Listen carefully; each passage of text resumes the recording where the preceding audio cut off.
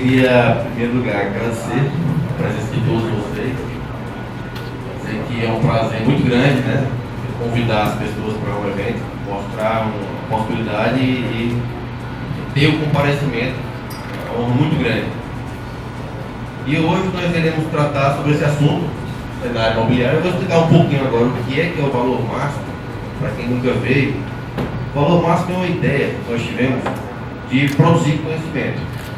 Muitas vezes as pessoas conversavam comigo sobre assuntos semelhantes. Eu percebia que uma pessoa falava sobre um assunto, depois de um dia, 2 dias, o mesmo assunto, a pessoa podia ter que ser conectada com aquela outra.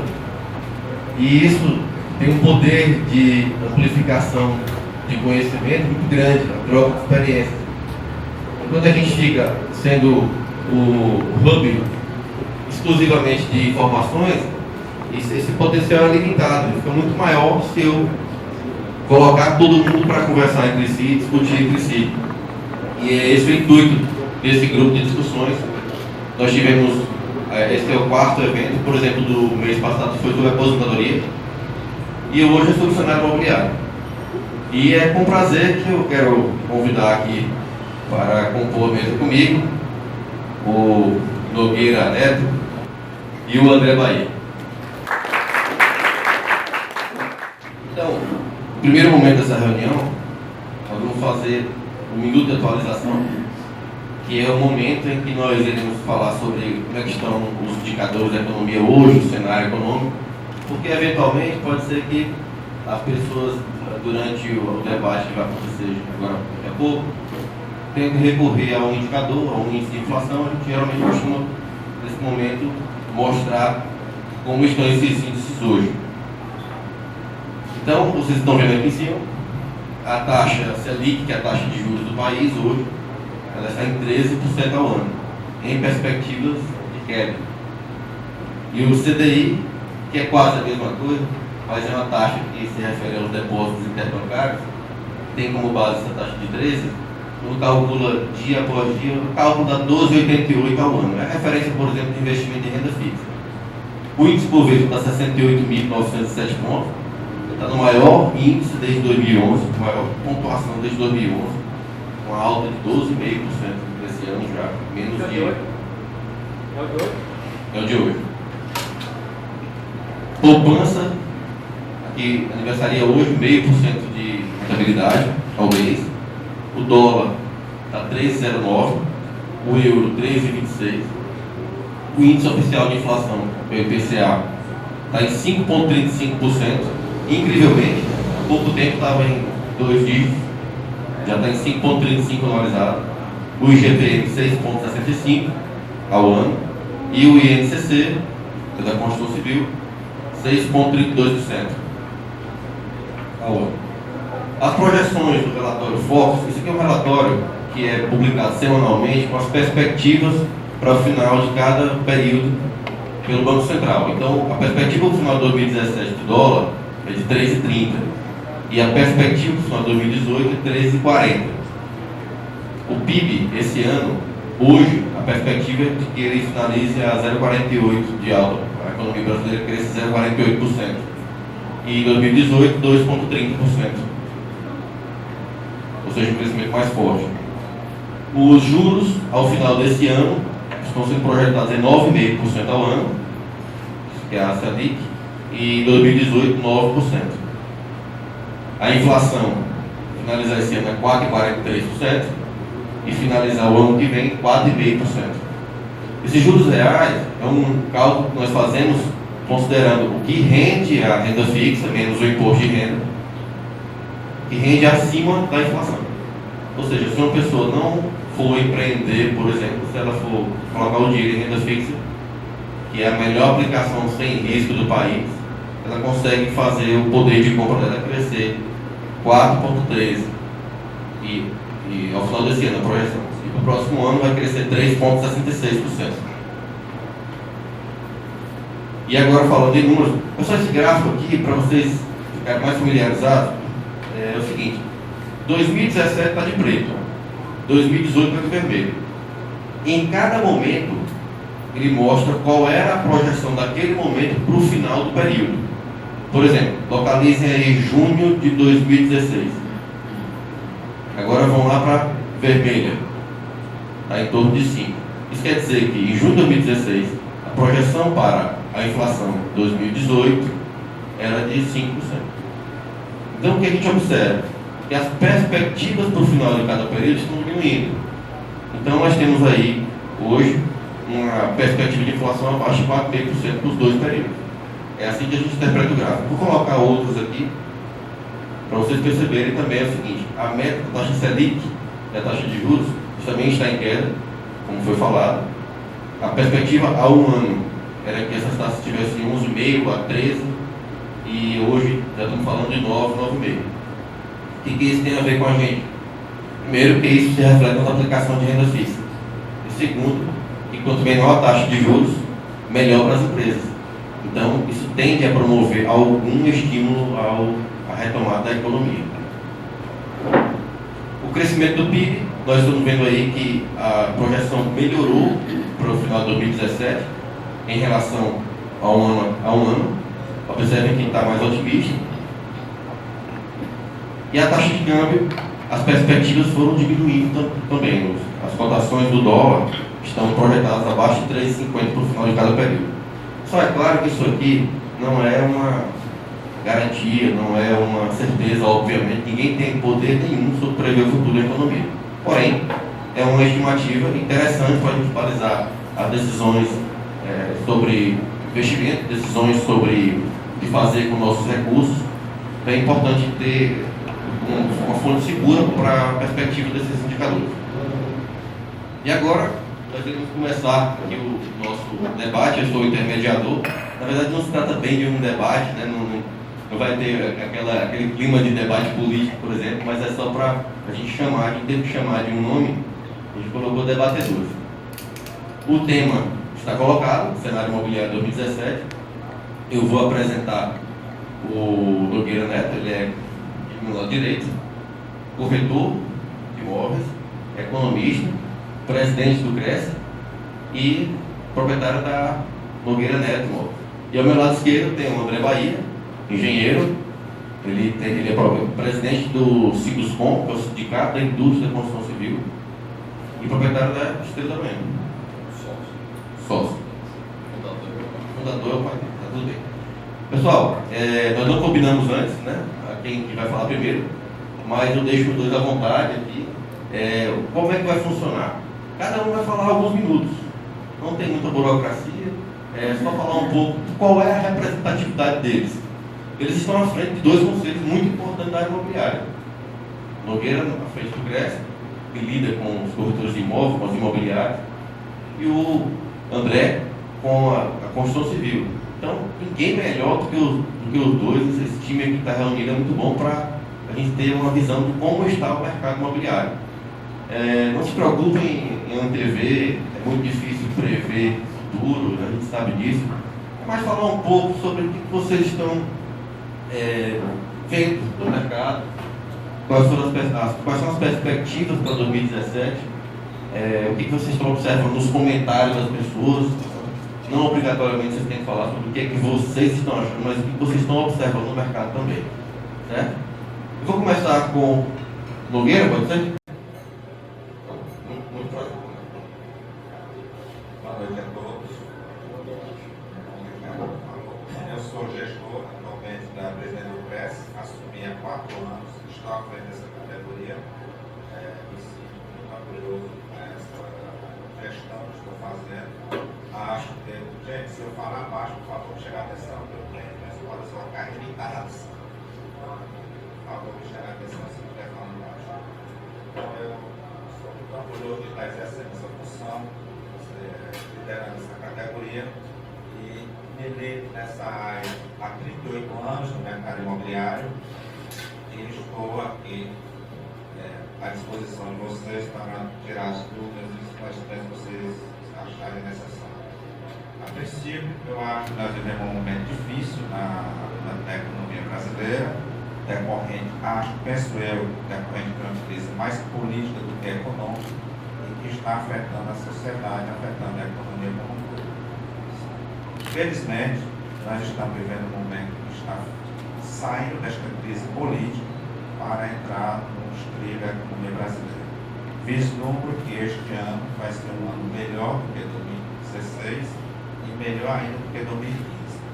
Haja visto que a Caixa Econômica, que eu interpreto que a Caixa Econômica, como ela é que tem 75% do André sabe, do mercado imobiliário do Brasil, na área de financiamento, e quando ela sinaliza, é porque o mercado está reagindo naturalmente. No ano de 2015, ela investiu no Piauí 692 milhões de reais. No ano de 2016, 760 milhões de reais. E tem no orçamento dela previsto e comprometido com a economia da construção civil 800 milhões de reais, podendo aumentar se for o caso. Então, isso é um bom sinal associado à política de redução das taxas de juros, e isso é fundamental para os adquirentes de imóveis, de pleito de financiamento imobiliário, e nós já achamos que com isso vislumbra-se uma sinalização de que o mercado imobiliário vai reagir. Sabemos que no Piauí, vou falar aqui especificamente do Piauí, isso é o meu sentimento do mercado, nós tivemos uma estabilidade nos preços de imóveis novos, principalmente novos, de lançamento, inclusive, mas no setor de mercado de imóveis usados, nós tivemos uma redução significativa. Para mim, isso decorre de que nós tivemos uma especulação imobiliária muito elevada de 2007, podemos dizer, até 2014. Foi uma alta significativa. Imóvel que em 2005 valia 100 mil reais, multiplicou-se para R$1 milhão. A proporção foi essa. E eu acho que agora nós vivemos realmente uma estabilidade dos imóveis voltando à realidade, e com isso o mercado está sendo nós estamos apenas absorvendo a especulação imobiliária, a bolha, nós podemos dizer, de valores, falando de valores no mercado que aconteceu. Eu explico isso, e isso aconteceu por vários fatores. Estabilidade na economia, estabilidade política que nós tivemos no período de 95, 96, 97, e principalmente segurança jurídica nos contratos habitacionais. Quem é da geração aqui, como o Gilberto, outros que tem aqui, o doutor Abreu, que é uma geração que teve a inflação de 80, não é isso? E naquele tempo a gente tinha uma inflação de 80%. Os contratos habitacionais simplesmente eram impagáveis. Naquela ocasião, o cidadão adquiriu um imóvel, simplesmente com 2 anos, 3 anos tinha que abandonar a prestação porque não acompanhava a sua renda. E isso gerou uma insegurança jurídica muito grande, porque as pessoas com aquela impossibilidade de pagar o financiamento recorriam à justiça, questionando os juros e as correções, etc. E isso os bancos recuaram o financiamento. Não tinha financiamento naquele tempo, para se adquirir um financiamento imobiliário, você tinha que recorrer a um político para obter um financiamento imobiliário. Porque isso para o mercado era ruim, porque a inflação era muito dinâmica, muito alta, a especulação financeira enorme, e isso gerou uma insegurança jurídica muito grande. Felizmente, com a estabilidade da inflação, da economia, aí os bancos, com a lei, não vou citar o número da lei, porque isso fala da minha memória, mas ela foi em 95. E aí veio os contratos, que eram segurança jurídica, foi formulada uma nova política de juros de cobrança dos contratos, e isso dinamizou enormemente o mercado imobiliário, sobretudo na construção civil, né, André? Daí para cá, os bancos passaram a financiar enormemente, nós tínhamos um déficit habitacional muito grande, era enorme, de todas as classes sociais, da classe A, da classe B, da classe C, da classe D, sobretudo, e aí essas pessoas que não tinham habitação recorreram às construtoras, os bancos passaram a oferecer crédito imobiliário e as construtoras passaram a oferecer imóveis financiados, e aí todo mundo correu para adquirir esses imóveis. Com isso gerou uma especulação, e isso teve uma alta, a demanda provocou uma elevada alta de preços, e aí nós tivemos essa bolha que eu comentei inicialmente. E aí, com a crise, com essa, e depois foi mudando, todo mundo, a demanda diminuiu porque foi atingida as metas do déficit habitacional, sobretudo nas classes A, B e parte da C. Hoje nós temos uma demanda, um déficit habitacional nas classes acentuado nas classes D, C e D, né? 90%. É 3 salários. Salário mínimo. Então, mas a classe A e B foi plenamente atingida a meta deles, a déficit habitacional. Com isso, os preços começaram a declinar. Sobretudo, ressalvo, os imóveis. No caso do Piauí, ele não tinha estoque de imóveis aqui na cidade, e aí não teve a queda acentuada como teve em São Paulo, como teve aqui em Fortaleza, e aquilo foi decorrente de uma oferta muito grande, as construtoras ofertavam muitos imóveis no mercado, e aí tiveram a necessidade, na crise, de desfazer desses imóveis, e aí veio uma queda de 20% a 30% no preço dos imóveis novos. E imóveis usados sempre caindo. Caiu bem, caiu razoável, que hoje eu considero que está estável. Para quem tem imóvel, não perdeu de 2005 para cá, 2006 para cá. Porque o imóvel que naquela ocasião valia, uma hipótese, não lembro bem, mas em torno de 100 mil reais, hoje vale R$1 milhão. Então cresceu bem. Quem tinha imóvel naquele período cresceu bem, não perdeu dinheiro. Ele apenas agora está estável, mas a sua evolução patrimonial foi considerável. Quem botou dinheiro naquele período em imóveis não perdeu absolutamente nada. Pelo contrário, evoluiu o seu patrimônio enormemente. Portanto, nós achamos que o mercado ainda é promissor, ainda acho, e me preocupa, vou fazer um parênteses, quando eu vejo aqui você relatando que a especulação financeira 14% acima da inflação, isso é preocupante. Nós vivenciamos essa inflação, e naquele período que a especulação financeira, quem não ouviu falar que no overnight, né, Gilberto? Naquele tempo, no overnight, a aplicação de um dia para o outro, aquilo era assustador. Quem queria comprar imóvel? Queria viver de especulação. E se isso voltar, realmente afeta enormemente o mercado imobiliário.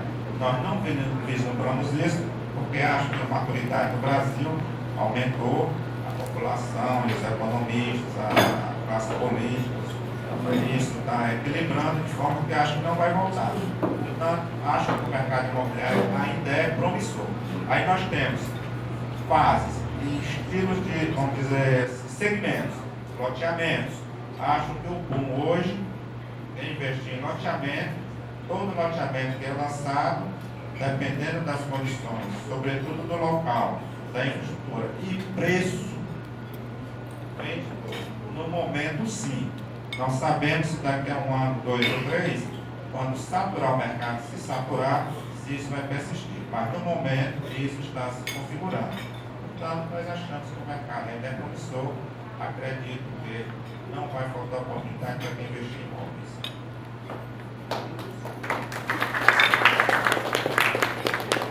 Obrigado pelas primeiras palavras, Nogueira. Aqui eu identifico algumas pessoas no grupo que atuam no loteamento. Acho que eles vão depois ter alguma coisa para perguntar, para conversar. Aqui tem metade do público mais ou menos da área de construção e de atuação no mercado, realmente. Tem advogados da área imobiliária e tem pessoas que são investidores, pessoas físicas. Então acho que depois do que o André falar vai ser bacana o debate. A gente vai franquear a palavra, certo? E vocês vão anotando aí, vão registrando o que vocês querem perguntar. E agora vai falar o André Bahia. Bom, gente, boa noite a todos. O José Juliano está aqui, obrigado, Ricardo, pelo convite. Tentar ser aqui didático, muito em linha também com o que o presidente Nogueira Neto buscou. Vou defender a seguinte tese, tendo em vista que boa parte de quem está aqui são investidores, não necessariamente da área imobiliária. Porque na área imobiliária, aquilo que eu vou falar, seguramente já conhece isso e já tem uma dinâmica razoável do que o próprio Nogueirinha colocou e do que a gente já há de colocar também. Então eu vou focar mais nas pessoas que não são do setor imobiliário e pensam em fazer um investimento. Tá? A tese que eu gostaria de defender, então, nessa minha curta fala, é de que é um bom momento para comprar. Eu vou tentar lastrear isso em função de alguns argumentos. obviamente com uma compra pensada, estudada e analisada com muito frieza. O primeiro aspecto aqui para defender essa tese é de que o setor imobiliário é um setor poderosíssimo. Se você mapear a lista da Forbes, uma lista mundial que versa sobre os bilionários do mundo, o terceiro lugar, o terceiro setor que mais tem bilionários, percentualmente falando, é o setor construção civil e imobiliário. Você vê que é um setor desse, não pode ser fraco. Se a gente observar aqui mais perto da gente, os grandes empreendedores, todos eles têm algum braço no setor imobiliário. Por exemplo, se eu ver esse Jorge Paulo Lema, que está muito em evidência, ele tem uma empresa chamada Empresa São Carlos, que é uma empresa de capital aberto e bolsa, que mexe só com o setor imobiliário. Se você observar os empresários mais próximos aqui, por exemplo, o seu João Claudino, aqui em Teresina, tem muito recurso em setor imobiliário. Se você observar o Pai Mendonça, aqui em Pernambuco, é um homem que mexeu com varejo há muito tempo, era dono desse supermercado bom preço para muitos ou mais ricos em Pernambuco, o foco dele hoje está todo no setor imobiliário. E aí a gente vai ver os grandes baluartes aí do mundo empreendedor, esse atual presidente dos Estados Unidos, a fortuna dele vem do setor imobiliário, que é o Donald Trump. Então um setor desse não pode ser fraco. O setor desse ele é poderoso, ele é perene, porque ele mexe com terra, com imóvel, com apartamento, com casa, com loteamento. Isso aí a tecnologia pode avançar. Como avançar, nós vamos ter ainda espaço para isso. Esse é o primeiro ponto para a gente entender que temos que estar com os olhos bem abertos para capturar as oportunidades no momento que estamos vivendo, porque esse setor ele é poderoso. Segundo aspecto importante aqui, não obstante o boom imobiliário que tivemos a partir de 2006, 2007, que foi o primeiro ano do segundo mandato do presidente Lula, que ali você teve micro-reformas envolvendo patrimônio de afetação, alienação fiduciária, que passou a garantir aos bancos, com a economia razoavelmente equilibrada, que permitiu crédito de longo prazo, que fez os bancos particulares, inclusive, entrarem para financiar imóveis. Você então teve um crescimento habitacional realmente muito forte a partir de 2007. Tá? Mas ainda assim, abril de 2009, você tem o lançamento do Minha Casa Minha Vida, como medida anticíclica à crise do subprime de 2008. Você então tem uma explosão na área imobiliária popular. Não obstante esses dois movimentos que falamos, 2007 e 2009, isso vem até 2014, né, que em 15, final de 14 e 15 começa essa grande crise que estamos vivendo. Você ainda tem um déficit habitacional de mais ou menos 6 milhões de unidades habitacionais neste país, e não só isso. A taxa de pessoas que trocam de habitação no Brasil é baixíssima. O que eu estou querendo dizer com isso? Nos Estados Unidos da América, que é uma economia madura, né, que é uma democracia saudável, as pessoas trocam em média de residência, segundo a revista Exame, 12 vezes na vida. Se o cara compra uma casa, ele tem uma ascensão financeira, ele junta um pouco de dinheiro, vende a casa que ele mora, dá de entrada, compra um novo imóvel, e aí ele vai trocando de imóvel cada vez melhor. A média americana é 12 unidades habitacionais durante a vida. O americano troca de casa, parece como quem troca de carro, né? No Brasil, esse número, para quem tem habitação, não chega a 2 unidades, a média é 1,8. Isso quer dizer o que, Lobelinha? Que nós temos ainda um déficit gigante para quem não tem moradia, e se a economia melhorar, muita gente que mora numa casa de 2 quartos vai querer uma de 3, um banheiro vai querer uma de 2. Então, a tendência é que o mercado continue. Precisam as condições, né? Aí que vem o terceiro ponto. A gente sustentar a tese de que é um bom momento para se comprar, desde que seja uma compra bem estudada e bem analisada. O terceiro ponto. Quais são os 2 grandes problemas do Brasil para que você não tenha um mercado imobiliário perene? Você vê sempre grandes vales e grandes picos, grandes vales, grandes picos dentro da história brasileira. Porque o Brasil tem, na sua história econômica, os dois principais venenos do mercado imobiliário, que é inflação alta e juro alto. Por que a inflação alta é um veneno? Porque na hora que você toma um empreendimento imobiliário, você vai pagar ele 10, 15, 20 anos. Se a inflação está muito alta, o teu saldo devedor é corrigido pela inflação. Tem muita gente que está aqui hoje, que lembra antes do Plano Real, Você tomava um financiamento na Caixa, Gilberto deve lembrar bem disso. A pessoa pagava, e o saldo devedor fazia aumentar. Porque a inflação era galopante. Então a inflação, lembra disso, né? Aí todo mundo entrava na justiça, a Caixa teve que criar uma tal de engenha, que foi para pegar todo o passivo, né? Já foi o Fernando Henrique Cardoso que fez isso, para poder limpar o balanço da Caixa, senão a Caixa ia quebrar, não aguentava. Então aí você tem esse problema inflacionário dentro do centro. E também juro alto. Por que o juro alto é um veneno? Você toma financiamento para 30 anos. Tu coloca juro alto na cabeça. Juro alto você aguenta cheque especial. 1 mês, 2 meses ali. Mas 3 anos, 20 anos, quem é que aguenta juro alto? Então, esses dois venenos, eles fazem parte do histórico brasileiro. E aí, na hora que corrige um pouco isso, volta o crescimento imobiliário. Arrebenta isso, depressão imobiliária. E aí a gente fica nesses altos picos e grandes vales. Isso é o histórico brasileiro. Por que é que isso acontece? Aí nós vamos já para o 4 pontos. Né? Por que é que o Brasil tem um histórico de inflação alta e juro alto? É importante a gente entender isso para entender o momento que a gente está passando, para em função disso tentar calibrar uma decisão dentro do mercado imobiliário. A explicação básica é simples de entender. Ela nasce com muita força do governo de Juscelino Kubitschek, que está ali mais ou menos no meio do século passado. Juscelino Kubitschek, para muitos, foi o melhor presidente desse país. A visão dele era fazer 50 anos em 5. Foi o presidente que industrializou o Brasil. Né?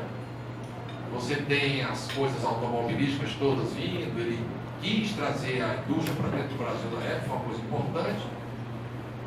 E quis trazer progresso. Mas ele fez isso lastreado por 2 movimentos muito perigosos. Primeiro, ele criou um crescimento no Brasil fruto do endividamento da nação. Quando o JK assumiu o governo brasileiro, a carga tributária brasileira versus produto interno bruto, era apenas 16%. 16%. Era uma carga tributária baixa. Você vê que os Estados Unidos, que tem uma carga tributária baixa, hoje em torno de 24%, e o Donald Trump está falando de baixar mais ainda. Quando o JK sai do governo, essa carga tributária já era 26% do PIB. Então, por isso que apareceu dinheiro. Por isso que ele arrumou dinheiro para construir Brasília. Do nada apareceu dinheiro. Ele simplesmente saiu endividando a nação, saindo de 16% do PIB para 26% em 5 anos. Isso é um aumento explosivo. Então você criou uma efervescência. O PIB chegou a crescer na época de Juscelino Kubitschek, mas deu o PIB chinês. Mas de novo, o crescimento. Agora teve outro problema também grave. Ele começou a criar a construção, já oriundo também de Getúlio Vargas antes, com muito protecionismo. A lógica era assim: nós vamos gerar indústrias aqui dentro para atender o mercado local. E ninguém lá de fora vai industrializar para vender aqui dentro. Na teoria isso é bonito, né? Você pega o seu mercado de consumo e bota para que a produção seja aqui dentro. Mas qual é o efeito colateral e danoso disso? É a inflação. Você fica na mão de poucos. Aí você juntou o endividamento da nação com o problema de falta de oferta. E isso foi explosivo. Não é à toa que em 1964, já no João Goulart, logo depois do JK, você já tem o golpe militar. Porque a economia já estava extremamente deteriorada nesse país.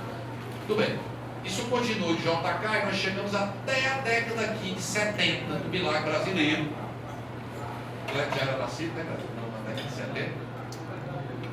E aí tinha um gigante aí, que todo mundo achou também que resolveu os problemas do Brasil, chamado Ernesto Geisel. Na ditadura militar, ele dizia assim, que o Brasil ia ser, e aí você estava no meio da crise do petróleo, né? Os Estados Unidos com inflação alta, veja que coisa maluca. No final da década de 70, os Estados Unidos tinha taxa de juros de 18%. Já.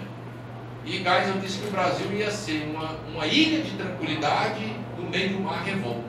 E foi justamente o contrário que isso aconteceu. Qual foi o princípio de Geisel também, no período do milagre brasileiro? Mais endividamento da nação, inflação galopante, protecionismo de rachar. E esse Brasil, então, entra na década de 80, e aí já tem muita gente que já estava... Eu me lembro bem desse momento, me lembro dos dramas do meu pai, mas você chega em 1989, que é o último ano do governo Sarney, A inflação chegou a 80% ao mês. 80% ao mês. Aí então tem a eleição de Collor com Lula. E o grande lance do Collor era... Ele ganhou a campanha muito em função disso. Não obstante as baixarias daquela campanha, que era uma loucura. Ele atirando para um lado e o Lula para o outro. Mas ele dizia que ia combater a inflação. E aí ele abre o mercado. Quem fez isso foi o Collor. Tem uma frase séria do Collor que diz assim: no Brasil nós não produzimos carros, nós produzimos carroça. E aí ele começou a abrir mercado, porque naquela época tinha Ford, Volkswagen, tinha Chevrolet, basicamente, no Brasil. Ele abriu para montadoras japonesas, as demais americanas, e por aí vai. E aí, para contar a história, veio o Plano Real, com Itamar Franco, depois do impeachment de Collor. E basicamente o pensamento do Plano Real, gestado pelo núcleo do PSDB na época, né, que o Fernando Henrique era ministro da Fazenda, era basicamente o seguinte: você não tinha parâmetro, a inflação era tão alta que você não tinha parâmetro. Tentou-se fazer congelamento de preço. Acho que o Nogueira lembra disso, né? Ele comprar um leite condensado, não tinha. Carne não tinha, porque não, vamos congelar os preços. Saber tentou isso. Mas por que não funcionava? Porque você congelava o preço, por exemplo, do leite condensado, mas toda a cadeia do leite, a lata, o adesivo, o leite mesmo lá na vacaria, como é que você ia controlar o preço de leite? Não conseguia. Aí faltava produto na prateleira. Aí qual foi a ideia? Então vamos dolarizar a economia. Foi daí que criou-se a URV, que criou uma paridade com o dólar para se ter uma referência e abrir o mercado para vir concorrência externa. E para combater o déficit, e vem desde lá de JK, esse negócio de aumentar o déficit, aumentar a carga tributária, e vem a Constituição de 88 também, que aumentou os direitos sociais absurdamente, vocês estão lembrados, fez um grande programa de privatização. Já saiu de Itamar e entrando no Fernando Henrique. E aí você começou a ter um horizonte de estabilidade financeira. Armínio Fraga, já no segundo governo do Fernando Henrique, que era ministro da Fazenda, também tomou as medidas fundamentais para este país, tá, gente? Lei de responsabilidade fiscal e o tripé também macroeconômico, que é câmbio flutuante. Isso começa em 1999. Meta de inflação, que ainda hoje tem, e uma coisa chamada superávit primário. O que é superávit primário? É você gastar menos que arrecadar. Então, isso aí, esses elementos é que foram a base para este país ter o mínimo de estabilidade financeira sem inflação e com algum crescimento. Muito bem. O que é que aconteceu então diante desse quadro? E aí foi o Lula, foi muito sabido, em 2003 ele assume, ele dá continuidade no primeiro governo dele, não no segundo, não no primeiro governo, ele dá continuidade a isso aí. Por quê? Porque ele colocou o Henrique Meirelles no Banco Central e o Antônio Palocci, não obstante as aparentes picaretagens dele, que eu não sei se é verdade, porque eu não sou juiz, não sou Ministério Público, mas o fato é que ele está preso. Né?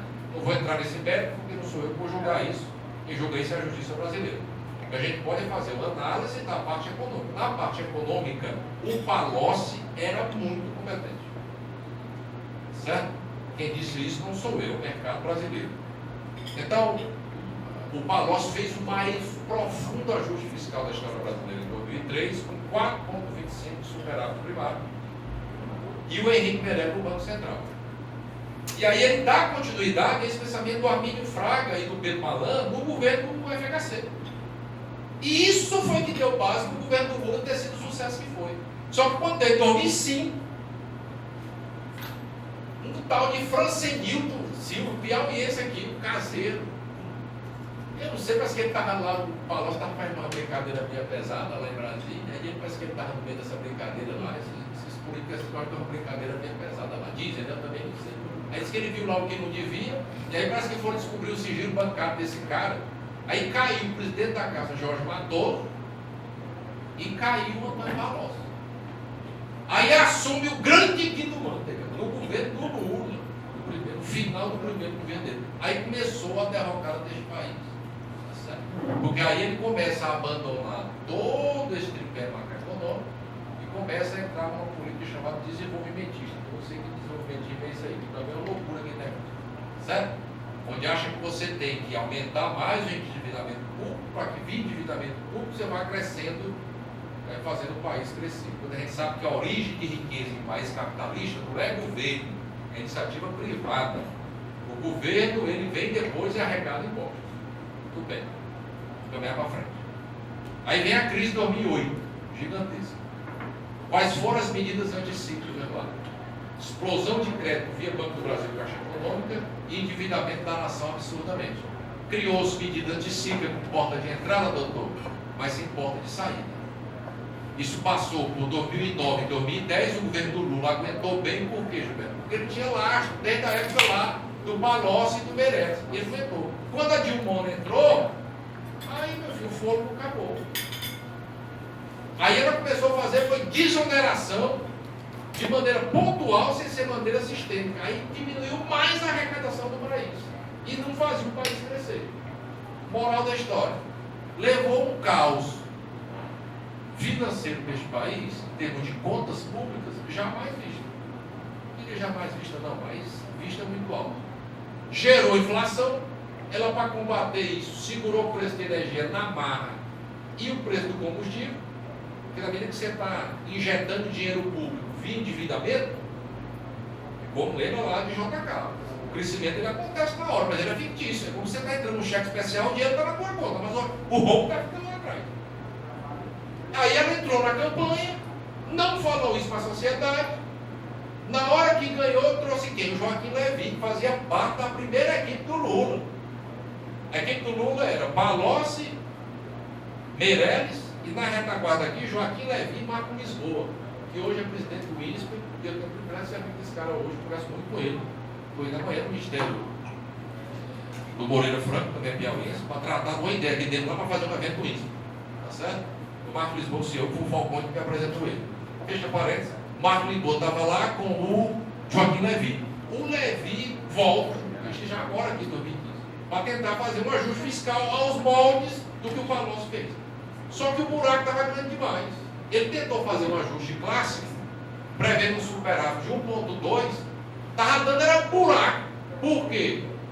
Porque tinha além do rombo que já estava lá, tinha muita maquiagem contábil. Isso é uma tal das pedaladas, que depois virou objeto de impeachment. Eu também não vou entrar no mérito, se foi bom, se não foi, não tem que ser. Traga um advogado constitucionalista. Certo? Mas o fato é que tinha um rombo monstruoso, déficit para todo lado. E aí a Dilma caiu. Aí entrou agora esta equipe. Nós estamos chegando aqui agora, que todo esse arrudo aí, todo dia para dizer que é bom para a que morre agora. Os caras não concordar, está lascado. Mas muito bem. Aí o que é que acontece? Entrou essa equipe agora. Aí entrou o velho e bom Meirelles, que era pedido, inclusive, pedido do Lula para entrar na Dilma, mas não deu certo. Ele com a Dilma e tal, não se entenderam, ele não estava brigando na casa do Arruda, aquela confusão danada, tirou o tempo para lá e para cá. E a Dilmona caiu, vocês estão bem lembrados disso aí. Bem lembrados disso. Entra essa equipe atual. Eles, no meu modo de entender, tiveram uma ideia fantástica. Tá? Porque veja só, a lógica de um Banco Central e do Ministério da Fazenda, entre outras coisas, é tentar trazer de volta uma confiança. E essa confiança é o quê? É de que o país, no presente e no futuro, há de honrar seus compromissos. Simples assim. Este país perdeu, inclusive, o grau de investimento. Né? Foi conquistado pelo governo do Lula. Porque essa reserva de 300 e poucos milhões, tudo isso foi nesse primeiro governo do Lula que falamos. Tudo bem. Qual foi a ideia dele? Rapaz, o Levy tentou fazer o ajuste clássico e não conseguiu. Se a gente for tentar fazer um ajuste clássico aqui, nós vamos ter que voltar a CPMF, aumentar todos os tributos, cortar na carne, fazer emenda à Constituição para tirar os gastos obrigatórios com folha. O país não vai aguentar. Tem passeata aí, quebra-quebra. Aí eles criaram o tal desse negócio do teto do gasto. Agora, o teto do gasto foi muito inteligente. Porque ele abriu um cheque especial de 170 bilhões, que só aceitou porque era o Meirelles, não era só o Meirelles, era um bonitinho ali, né? Aquele Massueto, que é lá, Tucano, lá, está lá no meio, da Previdência, e o mercado confiou nos caras, e o Congresso também. Aí eles abriram um cheque especial de 170 bi, para pegar todas as pedaladas da mãe Dilma e botar dentro, e a partir de um cheque especial gigantesco, onde esse cheque não estoura a dívida acima de 100% do PIB, ainda tem esse problema lá na frente, né? Porque a dívida galopa. A ideia é que ano a ano vá se reduzindo esse gasto. E aí você está mostrando no mercado que você vai honrar seu compromisso. recuperou-se a confiança. Paralelo a isso, começou o movimento de reforma da Previdência, que é o maior rombo que se tem, né, primeiro é o que se diz, e eu concordo com essas análises, para avançar então em trazer de volta a confiança. É o que vai resolver tudo? Não é, mas é um primeiro passo. Tá? Obviamente você precisa de toda a agenda de micro-reformas, que dá uma palestra aqui do tamanho do mundo, que é porque eles estão tentando caminhar nessa direção. Você tem que ver toda a parte de eficiência do Estado brasileiro, ou seja, é uma agenda que começa agora e que tem que continuar. Mas, aí é que vem o ponto que vamos trazer para o momento exato. Esses movimentos todos feitos pelo Meirelles está trazendo 3 fatos importantíssimos. Primeiro, redução do dólar. Isso é fundamental, porque muita inflação da Dilma foi dólar para cima, perto de 4. Segundo, redução da inflação. E como consequência disso, queda da taxa de juros. Sobre as bases de um teto de gasto e de um horizonte de eficiência para frente. O que é que isso mostra para mim e para você? E aí, a gente vai trazer para a sugestão final, para defender a tese que é um bom momento para comprar. Observe bem. Um país que ainda tem déficit alto habitacional, ok? Que tem uma estrutura de ambiente de negócio longe do perfeito, mas muito melhor do que, por exemplo, nos anos 80. Estou falando de garantia dos bancos, etc.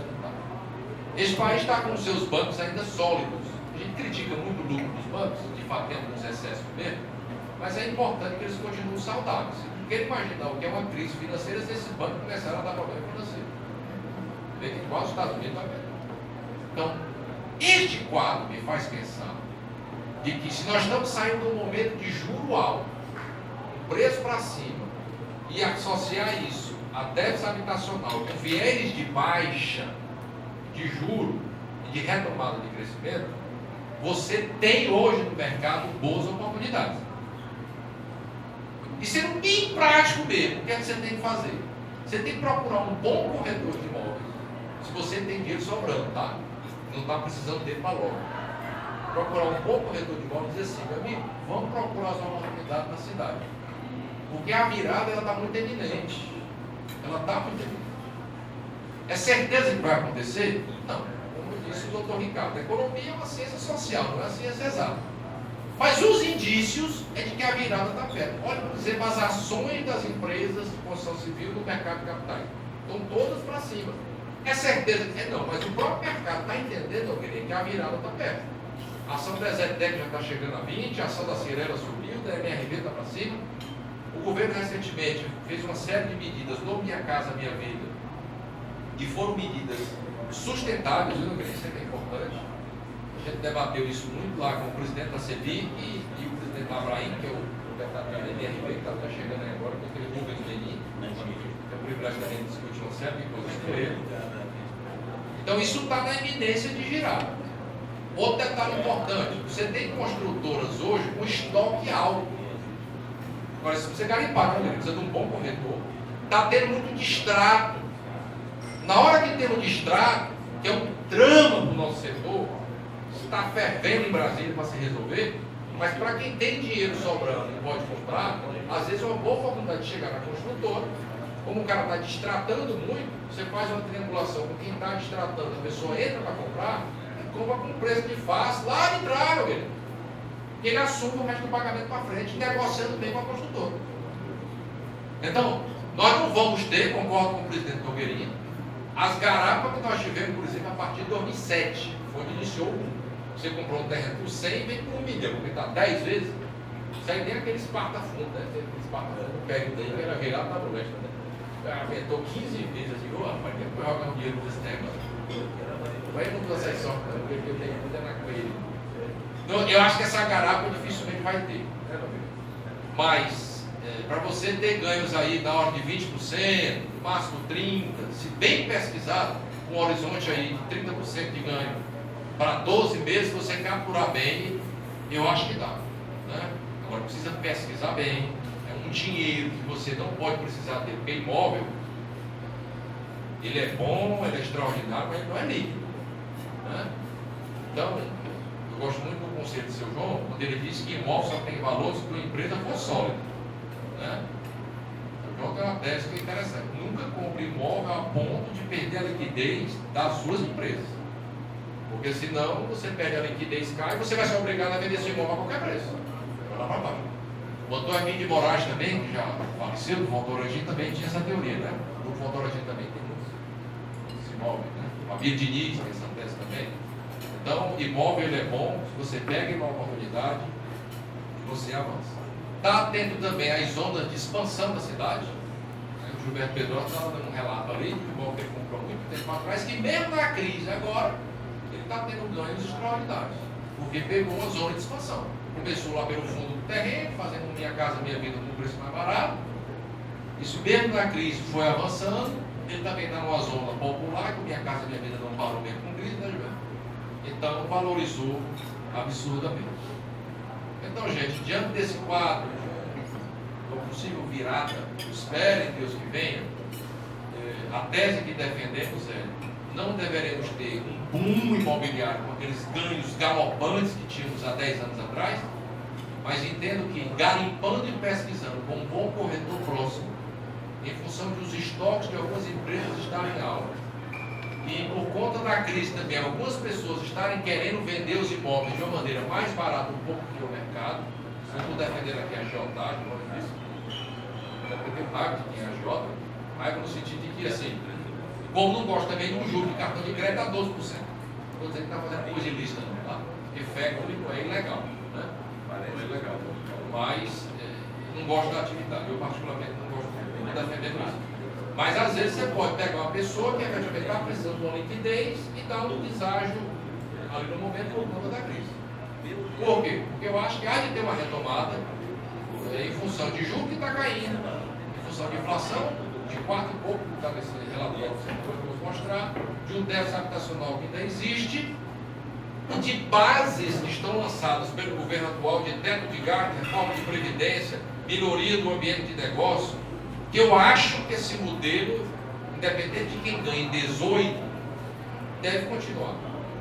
Porque eu acho que esse país não vai virar Venezuela, nem vai virar Argentina. Eu acredito que não. Não é possível que nós vamos voltar com um populismo diante de tudo isso para deixar o Brasil virar Venezuela ou Argentina. Eu acho que tem muito mais chance de virar o Chile do que a Argentina. Né? Então, isso é o que eu acho, é o que eu acredito. Tá?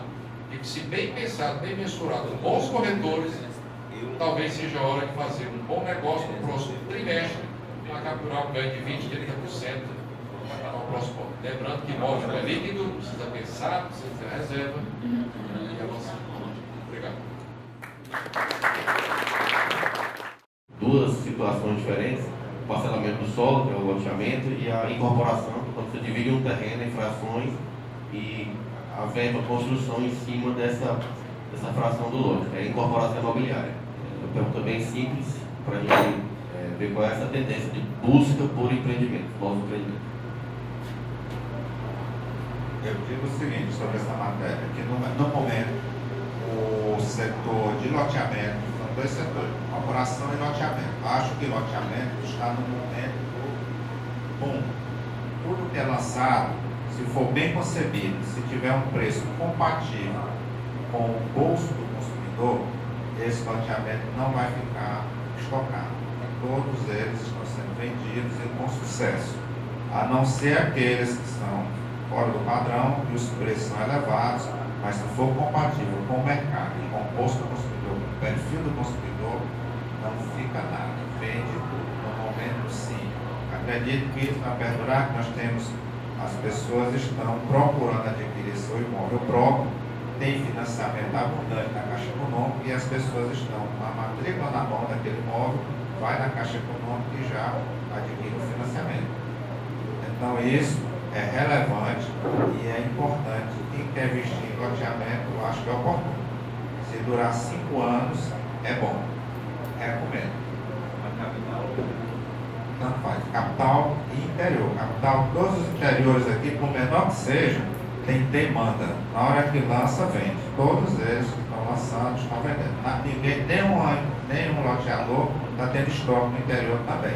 Agora, ressalva, tem que saber pesquisar o mercado, saber o que comporta aquele público e lançar, sobretudo, com a prestação compatível com o consumidor. Vamos lá. Inclusive, dentro da pergunta e das observações do Gilberto, é aquilo que o Nogueirinha colocou, né? Por que é que tudo que se lança no loteamento está vendendo? E com burocracia dessa é quem consegue dar oferta. Você prepara um loteamento, você vai lei da drenagem, lei das calçadas, o cartório não anda, o alvará é dificuldade, o meio ambiente é outra luta. Então, vejam o que é o ambiente de negócio. Aí quem consegue, bota um preço lá para cima, e aí acaba vendendo, dentro do preço mais alto do produto, que às vezes nem é tão bom quanto deveria ser. Né? Então, como a burocracia ainda está pesada, a tendência é que quem conseguir aprovar e fazer tem a tendência de ganhar bastante dinheiro, aí isso gera inflação. Né? Então, eu concordo com o Nogueirinha, eu acho que a gente ainda tem déficit por conta dessa burocracia muito grande. Para quem quiser enfrentar essas loucuras de aprovação, que o Gustavo Nogueira conhece bem quando quer aprovar o loteamento dele, Teresina, né? Eu acho que de fato ainda é um grande negócio. É um grande negócio. Veja, por exemplo, empresas como a Alphaville, que é a maior loteadora do Brasil, eles tomaram decisões bem inteligentes. Mesmo na crise, foi o que eles fizeram. Eles mapearam as regiões do Brasil onde a crise não foi tão forte. Por exemplo, o estado de Goiás, o estado do Mato Grosso. Por quê? Porque a base desses dois estados é agronegócio, e não sofreu tanto nessa crise. Eles lançam Tocantins, Palmas, eles lançaram e venderam bem. Mesmo na crise. Né? Uma empresa que era um braço daquela Cafisa, que é uma empresa de capital aberto, era um único setor que estava efetivamente sólido. Eu concordo com o Nogueirinha em gênero, número e grau, desde que bem estudado e pensado por uma razão simples. A oferta ainda não está tão grande porque a burocracia não deixa se ofertar muito. Logo, como se tem na básica lei de procura e da oferta, isso ainda tem espaço. E na parte de incorporação imobiliária, o que eu posso dizer, do meu sentimento, Nogueirinha, não sei se concorda comigo, é que de imóveis até 180 mil, se for bem estudado, tem demanda, por uma questão líquida e simples. É até onde vai o Minha Casa Minha Vida. É onde tem funding, ou seja, onde tem financiamento, onde recentemente saiu medidas de estímulo, com aumento de subsídio e redução de juros, com faixa 1,5. Agora, tem que estudar o que vai lançar. O case forte disso aí no Brasil chama-se MRV, inclusive está vindo para cá. Eu não sei até que ponto é a solidez da MRV, pelo tamanho da operação deles, que são 40 mil imóveis lançados por ano. É um negócio gigantesco, tão grande que a gente às vezes fica assustado. Mas é uma empresa muito estruturada no sentido de organização de gestão, vocês se dão conta de tanto lançamento. Mas tudo deles está muito focado nisso, o que nos faz pensar que as oportunidades para esse momento estão aí. Com o juro caindo e a inflação retomando, o fundo da caderneta de poupança volta, estão criando uma coisa chamada LI, que é Letra Imobiliária de Crédito, que é para substituir a poupança, que é uma sacada muito boa também, mas que precisa de um juro mais barato para poder gerar fundo e avançar. Então, respondendo objetivamente, sua pergunta, grande moderador, eu acho que a área de loteamento é uma grande oportunidade ainda, e imóveis até 180 mil, que é até onde vai o Minha Casa Minha Vida, porque tem fundo. Obrigado pelas respostas, gostei muito. Agora a última pergunta. Então, do ponto de vista estritamente de investimento, né, de investidor, né, eu tenho dúvida se imóvel hoje seria um bom negócio. Certo? E digo por quê? Né? Porque você poderia aplicar o dinheiro no fundo de investimento imobiliário que teria muito menos, né, trabalho, questões de imposto de renda, né, que você pode vender, né, o aluguel, você vai pagar imposto de renda, né, toda a problemática, né, de vacância, não, de repente você fica sem lugar, né, a simplicidade, a liquidez, você não vai ter esse recurso, né, tão fácil assim se você tiver precisão.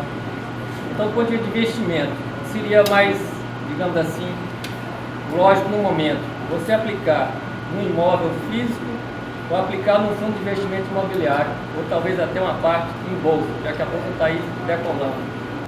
A minha visão sobre isso é que as pessoas não estão tão adaptadas a ver seu recurso oscilando na bolsa. Então, quando você compra um imóvel, você comprou um imóvel por um valor X e aquele imóvel está ali, é uma segurança de ele ter um imóvel físico, um terreno, ou um apartamento, ou uma casa, o que quer que seja, e você não tem aquele psicológico da variação. No fundo imobiliário, as pessoas não estão tão adaptadas a essa situação, porque, embora nós saibamos que ao longo prazo isso vai acompanhar a valorização daqueles imóveis que fazem parte da carteira do fundo e também de receber aluguéis mensais com muitas isenções de impostos, desde que o fundo tenha algumas características específicas, como por exemplo, o alocadista não tem mais de 5% do fundo. Então, é muito vantajoso investir em fundo imobiliário com a desvantagem da oscilação do patrimônio de curto prazo e você não poder contar com liquidez nessa oscilação. Você pode passar por um momento de turbulência da economia em que a cota cair mais do que o valor do imóvel, e se você tivesse com o imóvel físico, você não estaria com esse desconforto da oscilação. Mas eu acredito muito nos fundos imobiliários.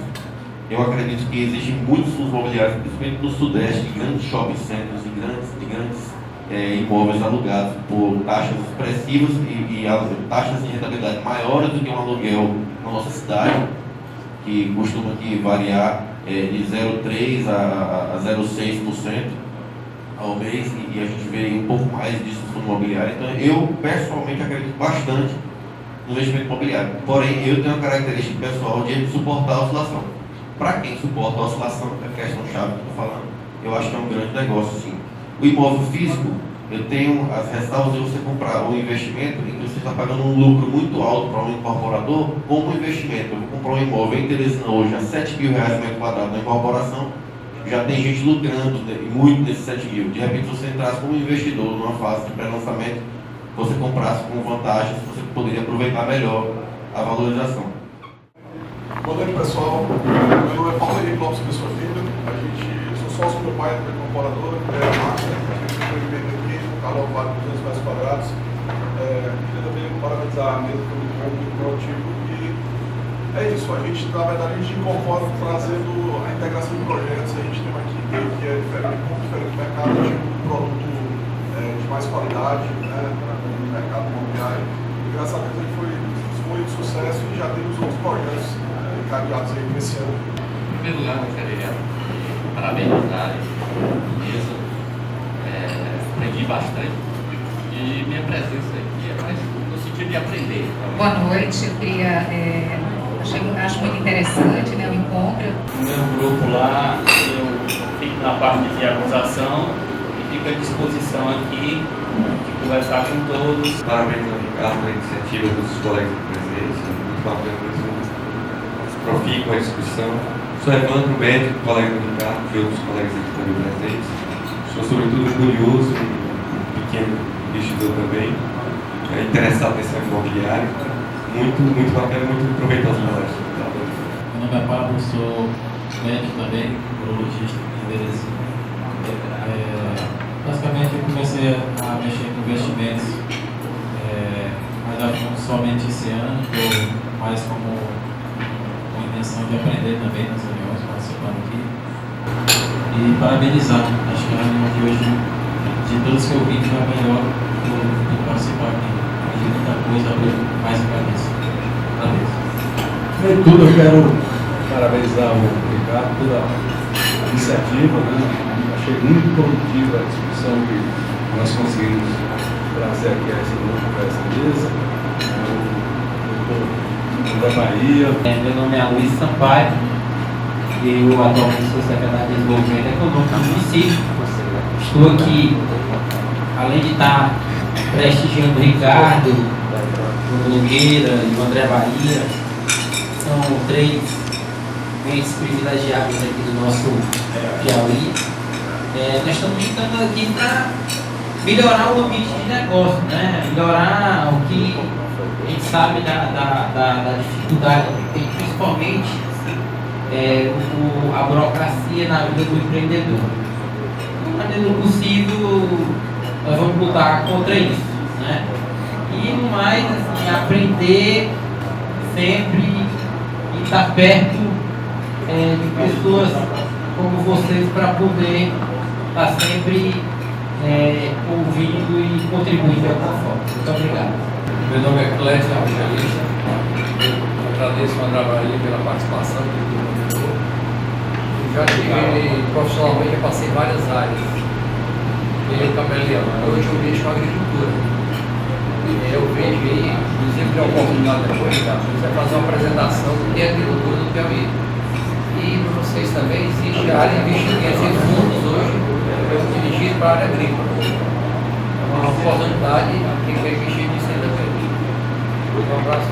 Sou Luiz Carvalho. Conseguimos hoje trabalhar na consultoria, na área de planejamentos de obras, na questão de viabilidade para o financiamento do empreendimento imobiliário. Parceria com o Ricardo também. Pessoal, acho interessante porque nessa hora que a gente melhora o nosso networking, né? É importantíssimo esse tipo de evento para isso também. A nossa atividade, basicamente, hoje, é organizar a vida financeira dos seus clientes através de uma assessoria que gera resultados para a sua vida financeira.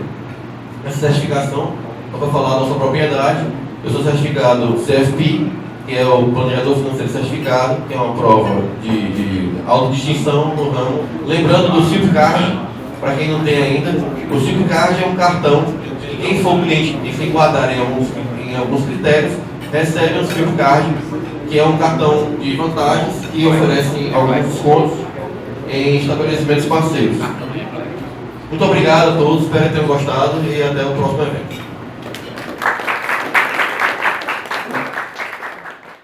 Temas bastante interessantes para o empreendedor, né? E traz para aqui para o jantar pessoas que têm diversas visões. É um jantar multidisciplinar, digamos assim, que vem investidores, vem advogados, vem médicos, pessoas que realmente têm interesse em determinado tema. O que a gente pôde notar é que são discussões extremamente profundas, né? E que vão no cerne realmente das questões interessantes sobre a matéria.